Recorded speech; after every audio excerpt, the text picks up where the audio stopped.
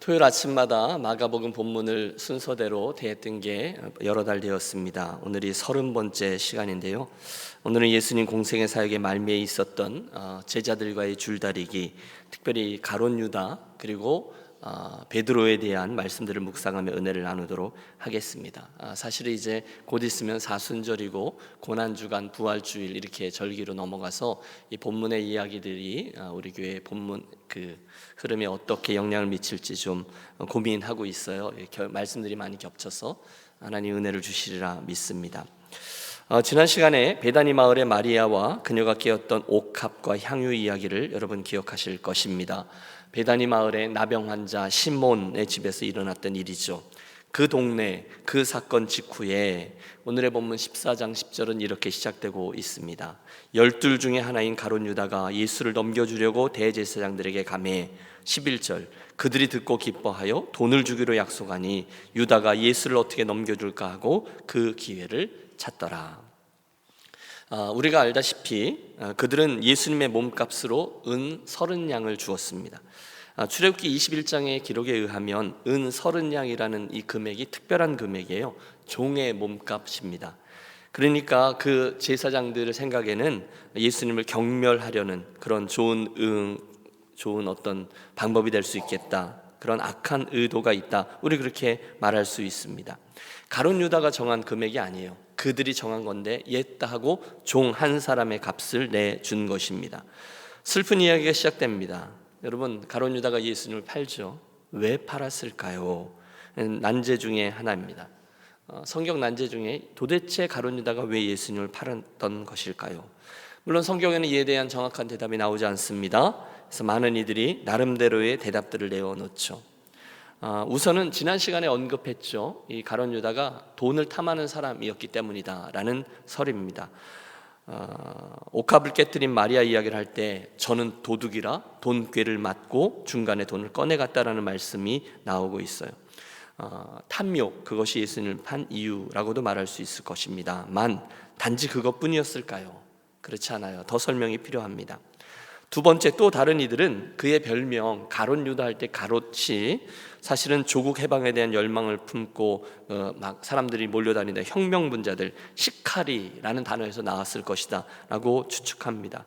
그래서 그는 예수님의 제자가 됐던 방법이 바로 나라를 해방시키기 위한 꿈 때문이었다라고 이야기하며 예수님께서 하셨던 그분의 나라가 로마의 정권 뒤집고 이스라엘을 해방시키는 혁명으로 오는 것이다 라고 추측했는데 그렇지 않게 되는 것을 보고 나름대로 실망감에 배신감 때문에 예수님을 배반했을 것이다 라고 추측합니다.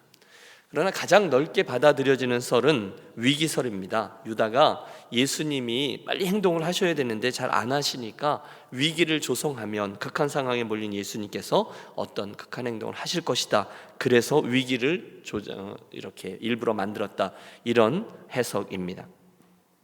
무엇인지 잘 모르겠어요. 그런데 가룟 유다가 예수님의 능력에 대해서 분명히 믿고 있었다는 것은 사실이죠. 너무너무 답답한 거예요. 게다가 예수님의 마지막 여정, 특별히 예루살렘을 향해서 가까이 오실 때에는 전혀 당신의 능력을 드러내지 않으십니다. 게다가 주변의 상황이 점점 더 위험해집니다. 그러므로 그가 만약 이 상황을 극단적으로 몰아가면 주님이 뭔가를 행하실 것이다, 그러면 절기를 맞아 예루살렘에 와 있던 수많은 사람들이 밀란을 일으킬 수도 있을 것이다, 혁명을 생각했다는 거죠. 그래서 유다가 대제사장을 찾아갑니다. 그러나 그 얘기를 할 수는 없잖아요. 딱히 자기의 속내를 드러낼 수 없으니 제일 좋은 구실이 뭐죠? 돈입니다. 은 30냥의 이야기가 그래서 이어지고 있습니다. 오늘의 이야기가 12절로 이어지고 있습니다. 12절 좀 띄워주세요. 무교절의 첫날 곧 유월절 양 잡는 날에 제자들이 예수께 여짜오되 우리가 어디로 가서 선생님께서 유월절 음식 잡수시게 준비하기를 원하시나이까 하매. 무교절 첫날, 그러니까 오늘날로 말하면 목요일입니다. 그날은 예수님께서 애굽에서 이제 출애굽하던 사건을 기억하며 온 이스라엘 백성들이 가족 단위로 모여서 무교병, 누룩이 들어가지 않은 떡을 먹으면서 출애굽 사건을 기념하는 날이에요. 그들의 특별한 찬송이 있어요. 그곳에서 우리들을 구원해 주셨다라는 것 말입니다. 그 날을 준비해야 되는데 제자들이 예수님께 여쭌 겁니다. 주님, 우리가 어디서 유월절 음식을 나누도록 하면 좋겠습니까? 주님은 제자들 중에 둘을 택해서 성으로 보내시면서 물 한 동이를 가지고 가는 사람을 만나면 그를 따라가 그 집 주인에게 우리의 유월절 만찬 준비를 해달라 하라. 그러면 저가 다락방을 내줄 것이다 말씀하십니다. 그 곳이 어디일까요? 그것이 저 유명한 마가의 다락방인 거예요. 여러분 저를 잘 따라오고 계시죠? 사도행전에 보면 마가의 다락방에서 역사가 있는데 그 다락방이 이 다락방인 겁니다. 드디어 예수님의 유월절의 자리, 저 유명한 최후의 만찬이 시작됩니다. 우리는 레오나르도 다빈치의 그 그림 때문에, 유명한 그림 있잖아요. 여러분 그 댁에 가면 가끔 이렇게 신방용 이게 뭐죠? 그걸 뭐라 그러죠? 쟁반이 아니라 탁자. 신방용 탁자에 보면 이 최후의 만찬 그림이 많잖아요. 레오나르도 다빈치 그림이라서 우리는 그런 식으로 제자들이 둘러앉아서 서양식으로 만찬을 품위 있게 했을 것이다라고 연상하지만 사실 유대의 식사는 그렇지 않아요. 대신 유대의 식사는요, 바닥에다 음식을 깝니다. 그리고 우리가 보면 좀 버릇없다고 생각할 만큼 다리를 쭉 펴고 편안히 기대어 앉아서 이렇게 식사를 하는 거죠. 평범한 유월절 식사. 그런데 갑자기 주님이 말씀하십니다. 18절, 내가 진실로 너에게 이르노니 너희 중에 한 사람 곧 나와 함께 먹는 자가 나를 팔리라. 누구를 말씀하시는 것일까요? 조금 전에 대제사장에 다녀왔던 가룟 유다입니다. 요즘 갑분싸라고 하죠. 갑자기 분위기가 싸해졌습니다. 심상치 않아요. 무슨 일이 벌어지려고 하는가, 누구나 그렇게 생각합니다. 게다가 예수님이 결정적인 말씀을 하세요. 우리 중에 한 사람, 누가 나를 팔 것이다. 나와 함께 먹는 자가 나를 팔리라. 이게 뭔 일이래? 잠시 후에 제자 중에 한 사람씩 돌아가면서 묻습니다. 주님, 나는 아니죠? 아니다. 그 옆에 있던 제자가 나는 아니죠? 아니다. 여러분 그때 그 제자들의 마음, 거기에 함께 있던 가룟 유다의 마음을 헤아려 보세요. 불안과 염려 가운데 차례차례 묻고 있던 저들, 우리 함께 20절과 21절 주님의 대답을 읽어보겠습니다. 그들에게 이르시되 열둘 중에 하나 곧 나와 함께 그릇에 손을 넣는 자니라. 인자는 자기에 대하여 기록된 대로 가거니와 인자를 파는 그 사람에게는 화가 있으리로다. 그 사람은 차라리 나지 아니하였더라면 자기에게 좋을 뻔하였느니라 하시니라. 여러분 우리가 그 자리에 있었던 가룟 유다였다고 생각해 보세요. 그 순간 어떻게 여러분 하시겠습니까? 지금 여러분 이게요, 이 정도가 아닌 거잖아요. 이건 사실 그 유다를 향한 우리 주님의 안타까움의 표현이기도 했고 마지막 경고이기도 했습니다. 그러면 그는 얼른 정신을 차리고 주님 죄송합니다 이랬어야 됐어요. 근데 슬프게도 유다의 강팍함은 전혀 수그러들지 않습니다. 마음을 돌리지 않아요. 끝까지 마귀의 하수인이 되어 자기의 악행을 계속함으로 자기 할 일을 하다가 멸망을 향해 나아갔습니다. 자, 여기 잠깐 서보시죠. 혹시 여러분 이런 질문을 던져보진 않으십니까? 아니, 어차피 예수님은 나를 위해 십자가에 죽으셔야 됐잖아. 그러면 누군가는 그분을 배신해 주어야 하니까 유다가 그날 주님을 팔았던 일은 분명 그분의 큰 역사에 도움이 된 일이잖아. 그러니 너무 가룟 유다의 잘못을 이야기하지 말자. 누군가는 그 악역을 해야만 했어. 그러니 유다는 오히려 상을 받는 게 맞지 않나? 라는 질문 말입니다. 여러분 이 논리가 정말 그럴듯하지 않습니까? 어차피 하나님의 구원 역사를 위해서 인류는 타락을 해야 됐어. 그러니까 아담과 하와가 에덴에서 선악과를 따먹은 것은 예수님의 십자가라는 결과를 가져오게 했으니 결국은 이건 상을 받아야 될 일이 아니냐고. 여러분 이런 식으로 얘기를 하면 그 다음은 누구일까요? 빌라도일 겁니다. 그렇죠? 빌라도의 악한 선택? 아니, 빌라도 때문에 십자가가 있는 거라니까 빌라도도 상 줘야 돼. 다 그럴듯한 얘기예요. 그런데 여러분 성경은 분명히 말씀하고 있습니다. 그것은 우리 사람들의 악한 본성에서 나오는 핑계들일 뿐입니다. 그 논리에 대해서 주님은 뭐라고 말씀하시는지 21절을 다시 보세요. 인자는 자기에 대해 기록된 대로 가거니와, 하나님의 섭리에 따라서 가는 그 십자가 길이라는 게 있다는 거예요. 하지만 그 사람은, 인자를 파는 그 사람에는 화가 있으리로다. 그 사람은 차라리 나지 아니하였더라면 자기에게 좋을 뻔 하였느니라. 하나님의 큰 그림과 섭리 가운데 그분의 뜻이 이루어지는 것은 마땅하다는 거예요. 하나님은 이 모든 일들을 사용하셔서 당신의 선을 이루어 가시는 분이니까요. 그러나 그 죄를 선택한 그 당사자는, 그 사람의 책임은 그에게 있다는 거죠. 그는 여전히 죄를 지었다는 거예요. 그의 악한 선택과 잘못된 행위는 여전히 죄예요. 그 결과로 인하여 일어난 옳지 않은 일을 하나님이 선용하시는 건 하나님의 섭리지만 그 사람은 죄라는 거예요. 결국 하나님은 가룟 유다의 배신을 사용해서 그 언루까지도 십자가 구원의 역사라는 큰 그림을 이루는데 선용하셨지만, 그 가룟 유다가 선택한 그 악행은 용납되지 않았어요. 여러분, 그날 가룟 유다가 가지고 있었던 이유, 돈에 대한 욕심 때문인지 이스라엘을 해방시키기 위한 자기의 작전이었든지 분명치는 않아요. 그러나 그는 분명히 우리 예수님을 이용하려고 했습니다. 그래서 주님을 배신했어요. 아니, 주님을 팔아버렸어요. 그리고 나서 시침을 떼고 앉아 제자들 하나하나가 물을 때, 주님 나는 아니죠, 아니다, 나는 아니죠, 아니다 할 때 똑같이 묻습니다. 자기 순서거든요. 주님 나는 아니지요. 그때 마태복음의 기록에 의하면 주님은 이렇게 대답하세요. 내가 말하였다. 여러분, 끔찍한 순간 아닙니까? 원문 뜻을 그대로 직역하면 내가 알 것이다, 이런 뜻입니다. 내가 알 것이다. 그러면 여러분, 유다는 그 자리에 꼬꾸라져야죠. 잘못했습니다 주님, 회개해야죠. 그런데 그 유다는 끝까지 주님을 선한 의도로 가지고 온 예수님의 얘기를 거절합니다. 악이요 폐역입니다. 그리고 여러분, 그때 가룟 유다의 마음을 보세요. 끝까지 폐역한 마음을 가지고 알면서도 자기가 잘못하는 건 알지만 계속해서 그 길로 가고 있습니다. 옛날 바로가 그랬죠. 강팍함입니다. 광야 시대의 고라라는 사람과 그의 자손들이 그랬죠. 불뱀에 물려 죽어가지만 끝까지 강팍한 마음으로 하나님의 손길인 그 놋뱀을 쳐다보지 않았던 이스라엘 백성들이 그렇죠. 많아요. 북이스라엘의 아합과 이세벨 왕과 왕후도 그랬죠. 예수님 태어날 당시에 헤롯도 그랬죠. 모두들 너무너무 강팍했어요. 그리고 지금 가룟 유다 또한 그 강팍감의 라인에 자기 자신을 내놓고 있는 거예요. 여러분은 어떠십니까? 오늘 저와 여러분은 그런 악한 마음을 품을 때가 종종 있습니다. 알아요. 내가 잘못하고 있다는 사실을 알아요. 주님이 이걸 기뻐하지 않는다는 사실을 알아요. 그런데 알 수 없는 고집이, 그 악한 고집이 나를 강팍하게 하면서 나를 계속해서 그 길로 가게 합니다. 여러분, 조심하십시오. 이 아침에 얼른 회개하고 돌이키셔야 합니다. 저들이 지혜로워요. 잘 인용하는 시편 1편은 그렇게 말하지 않습니까? 복 있는 사람은 악인의 꾀를 따르지 아니하며 특별히 죄인의 길에 서지 않는다라고 했습니다. 그 길이 죄인의 길이고 망하는 길인지 우리가 알아요. 그런데 이게 어떻게 될까 보자 혹시나 하면서 끝까지 패역함으로 그 길을 가는 자들이 오늘의 가룟 유다일 수 있습니다. 여러분, 우리는 그러지 않게 되시기를 축복합니다. 마음이 여려져야 되는 거죠. 그 강팍함에 자기를 내던지면 안 되는 거죠. 오늘의 이야기는 흥미로운 한 가지 의식을 향하고 있습니다. 우리 22절 보십시오. 역사 속 첫 번째 성만찬의 시간입니다. 그들이 먹을 때에 예수께서 떡을 가지사 축복하시고 떼어 제자들에게 주시면서 이르시되 받으라, 이것은 내 몸이니라 하시고.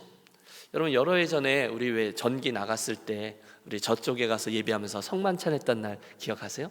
그때 제가 이 성만찬에 대한 의미를 여러분과 함께 묵상했던 기억이 있습니다. 그때 4가지 동사에 주목했습니다. 예수님께서 떡을 들어 축복하시고 떼어서 주셨습니다. 그리고 말씀하세요. 나는 생명의 떡이라. 맞죠? 그 안에 예수님의 성육신과 예수님의 생애와 예수님의 사명이 고스란히 드러납니다.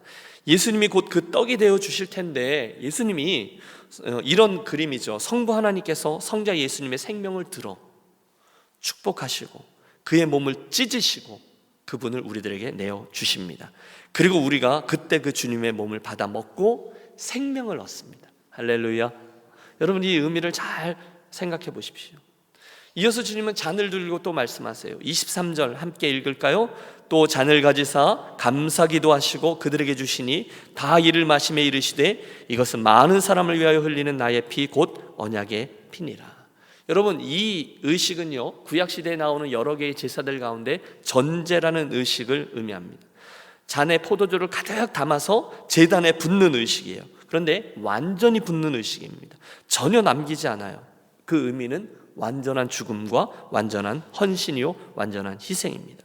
그러므로 예수님께서 이 잔은 나의 피다라고 말씀하실 때 예수님은 이제 그 십자가를 통해서 모든 사람의 죄, 허물, 하나님의 진노, 저주, 이 모든 것들을 완전히 갚아주시려고 당신 자신을 하나도 남김없이 완전히 하나님의 제단에 부으셨다라고 말씀하시는 거예요. 이게 바로 언약의 피입니다. 새로운 언약을 맺는 거예요. 같은 사건을 기록하고 있는 누가복음은 주님의 말씀을 이렇게 기록합니다. 이 잔은 너희를 위하여 흘리는 내 피로 세우는 새 언약이다. 내 피로 세우는 새 언약, 이게 예수님 성만찬의 의미입니다. 우리는 성경에서 하나님이 언약을 세울 때마다 이 피를 사용했음을 압니다. 아브라함과 하나님이 언약을 세우실 때 짐승을 가르죠. 그리고 그 짐승에서 피가 흘려집니다. 아니, 그 외에 모든 제사에 피 흘림이 있어요. 그 피의 의미가 뭐냐? 생명입니다. 그런데 어떤 생명이냐? 이 언약에 대한 생명이에요. 생명을 의미하는 보증이 담겨 있는 거예요. 만약에 이 언약이 지켜지지 않으면 어떻게 돼요? 반드시 죽게 되는 거예요. 그리고 피를 흘리는 거예요. 스스로의 피로 보상을 해요. 결국 그 피가 보증입니다. 옛날 언약은 짐승의 피로 언약을 맺었어요. 그러나 십자가로 인한 새 언약은 누구의 피로 언약을 맺어요? 예수님의 피로 맺습니다. 이게 성만찬의 두 번째 의미예요. 그러므로 여러분, 성찬식 할 때 말입니다, 오늘 떡은 카스테라야, 이렇게 접근하시면 안 되는 거죠. 오늘 떡은 미국 사람들이 많이 쓰는 그 딱딱한 과자 같은 빵인데 이번엔 유대식의 그 무교병이야. 오늘의 포도주는 좀 진한데. 여러분, 이런 생각을 하는 게 아니라 이 두 가지 의미죠.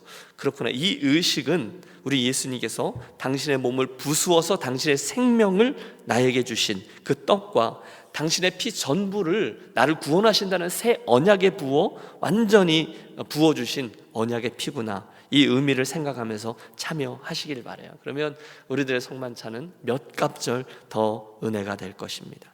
간단한 의식이 아니에요. 그것을 기념한다, 그 정도가 아닙니다. 어찌 보면 우리 예수님의 전체 구원 역사가 집약되어져 있는 의식입니다. 그리고 나서 25절 예수님이 이렇게 덧붙이십니다. 진실로 너에게 이르노니 내가 포도나무에서 난 것을 하나님의 나라에서 새 것으로 마시는 날까지 다시 마시지 아니하리라 하시니라. 여러분, 무슨 의미일까요? 주님은 당신의 죽음이 가까이 왔다는 것을 알고 계셨어요. 절절하신 거예요.